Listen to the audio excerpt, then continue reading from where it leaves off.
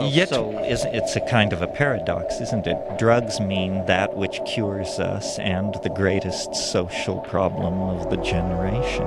So there, right there, you see the schizophrenia involved in thinking about drugs. Apparently there are good drugs sanctioned by science and medicine, and bad drugs used by brown people in strange rites and growing in unusual plants in distant parts of the world.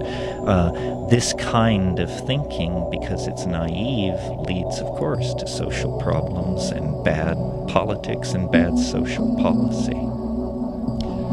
From the time I was very young, I was fascinated with the idea of extremely dramatic changes in consciousness from which one recovers after a few hours, induced by plants.